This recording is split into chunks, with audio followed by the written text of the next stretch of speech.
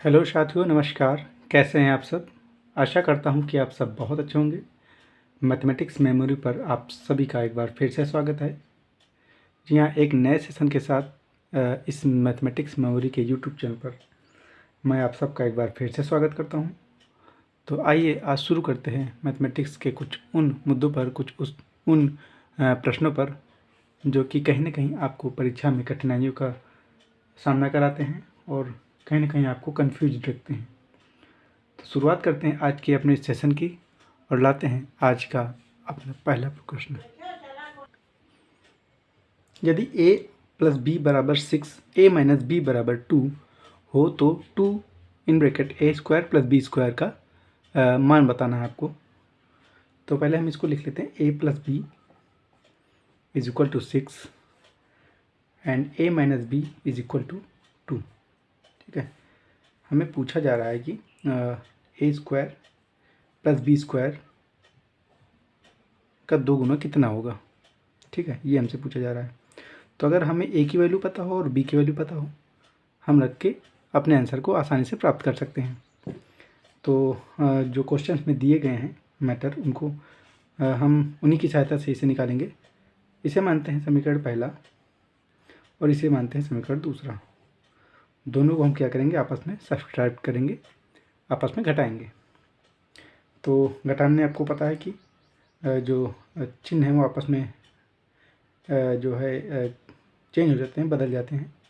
ये घटाने की बजाय हम इसे जोड़ने का प्रयास करें, तभी काम चल सकता है।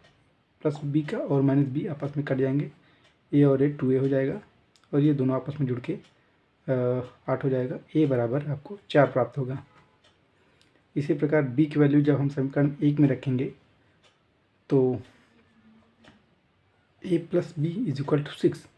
बी की वैल्यू हमें निकालना है, ए की वैल्यू हमें पता है 4, plus B is equal to 6, B is equal to 2, 6 minus 4 बराबर 2, है ना। तो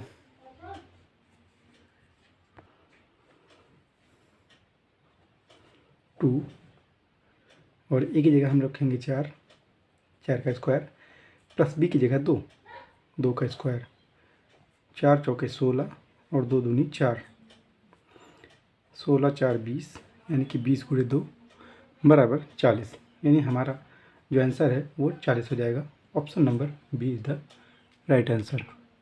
बढ़ते हैं अपने नेक्स्ट क्वेश्चन की ओर।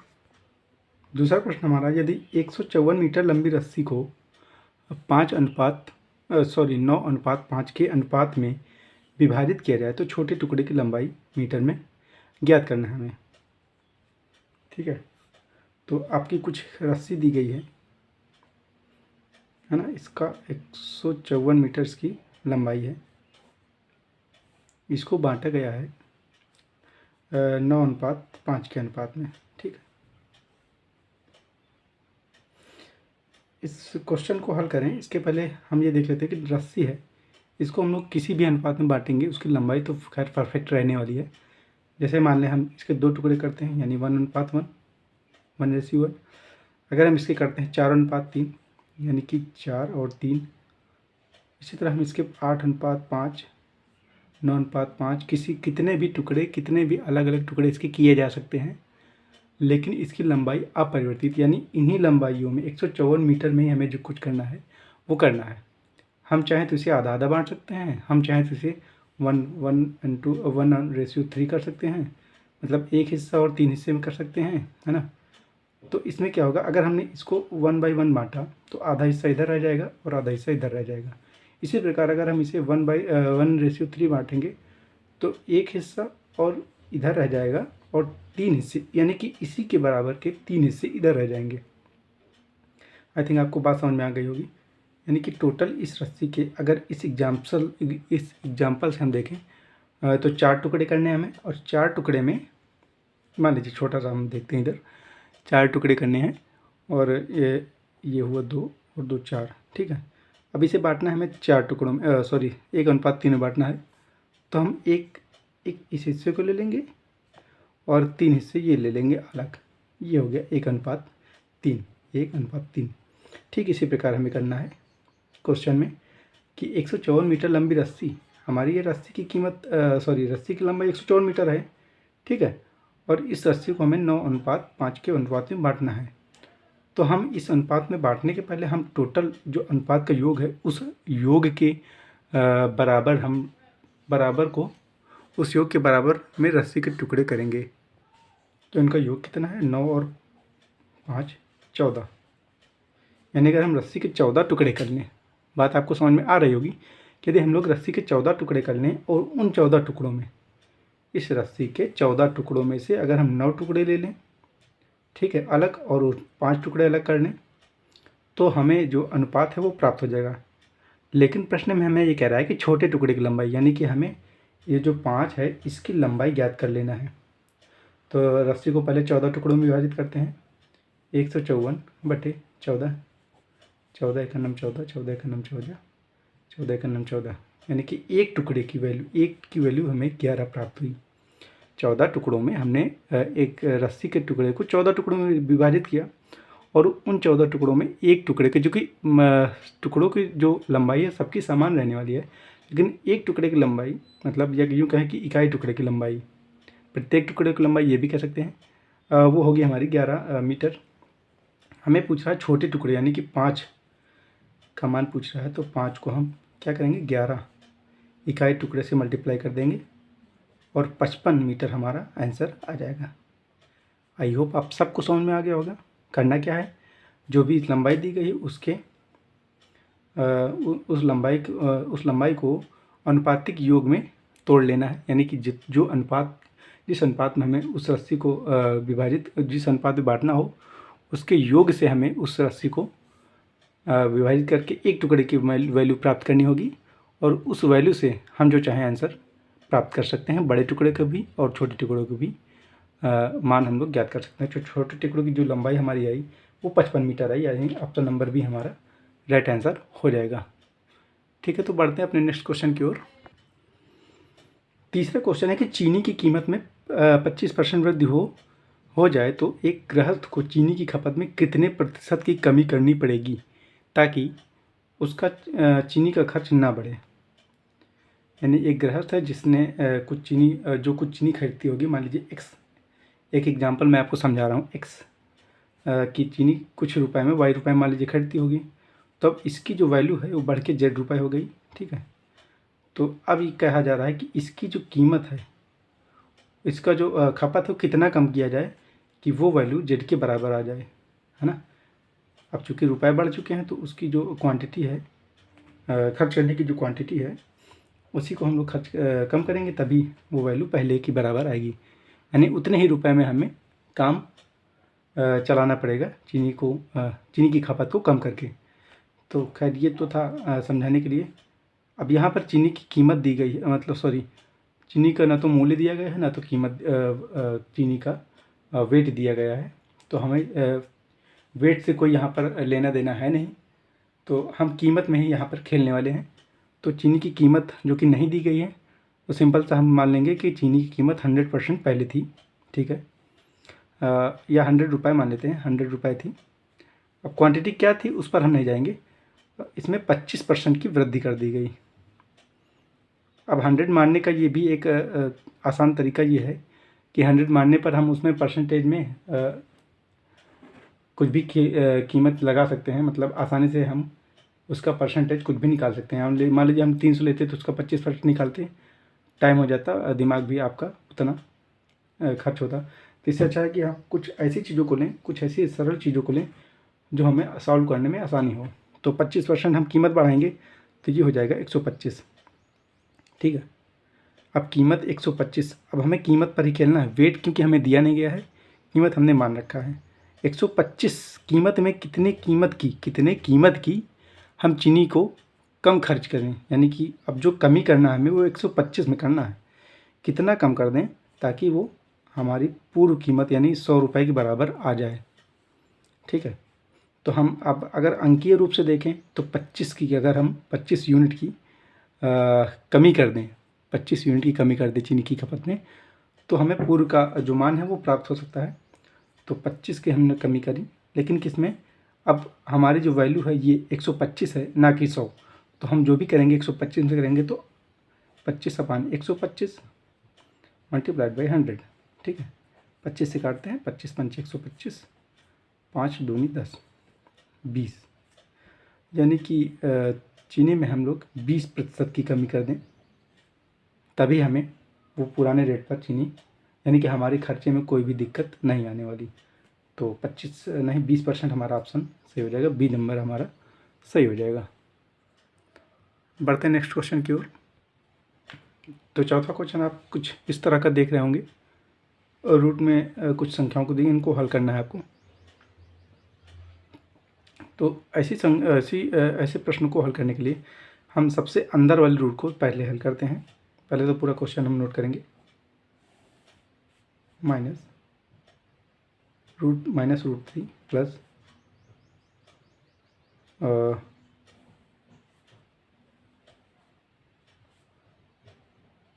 √3 प्लस 8 √7 प्लस 4√3, ठीक है। तो सबसे अंदर वाले से हम लोग स्टार्ट करेंगे। अगर आप ध्यान से देखें तो ये एक कुछ स्क्वायर का फंक्शन लग रहा है। ये कैसे, अगर हम लोग 7 को तोड़ें 4 और 3 में, इसको रूट के फॉर्म में लिखें तो √4 प्लस √3 है ना। अब अगर हम इसका स्क्वायर करेंगे तो ये हो जाएगा 4 और plus 3 plus 2 into √4 into √3। Solve करने पर हमें कुछ ऐसा प्राप्त होने वाला है, जो कि ये लिखा हुआ है, ठीक है। तो हम सिंपल सा इसकी जगह पर हम लोग इसको लिख सकते हैं, है ना। तो लिखते हैं -√3 plus √3 plus 8 under root √4 plus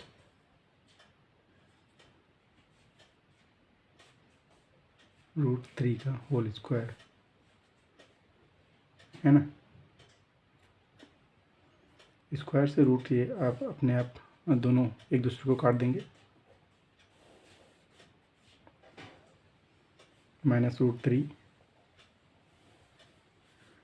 3 plus 8 दोनों कट जाएंगे, और रूट का 4 2 में कन्वर्ट हो जाएगा, √3। इतना आपको समझ में आ गया होगा।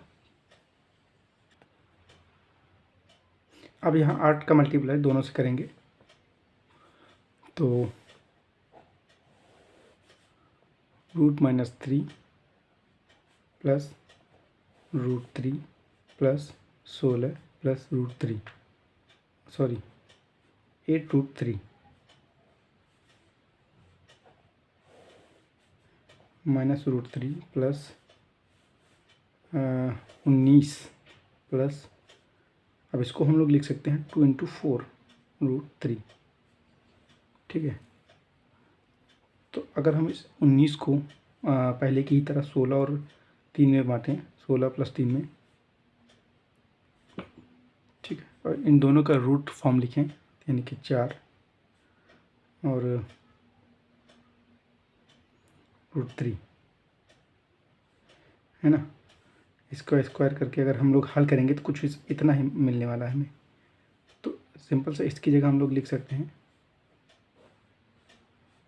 -√3 प्लस √4 प्लस √3 का होल स्क्वायर, 4 प्लस √3 का होल स्क्वायर, ठीक है, बराबर -√3 स्क्वायर से रूट दोनों एक दूसरे को कैंसिल कर देंगे, +4 प्लस √3 से -√3 कैंसिल हो जाएगा, बचेगा √4 जो कि बराबर है 2 के। तो ऑप्शन नंबर डी हमारा इसका राइट आंसर हो जाएगा। अब बढ़ते हैं अपने नेक्स्ट क्वेश्चन की ओर। आशा करता हूँ कि ये क्वेश्चन आपको समझ में आया होगा। अगर नहीं आया तो फिर से मैं आपको समझाऊंगा। देखिए, -√3 प्लस √3 प्लस 8 प्लस √7 प्लस 4√3, इसको हमने सॉल्व किया और इसे रूट से निकालने के लिए हमने इस फॉर्म में इसे लिखा। ये रूट से बाहर आया, ये देखिए आप यहाँ पर लिखा हमने, स्क्वायर से रूट ऑटोमेटिक कट गए दोनों, और ये यहाँ पर प्राप्त हुआ। 8 से हमने मल्टीप्लाई किया, 16 + 8√3।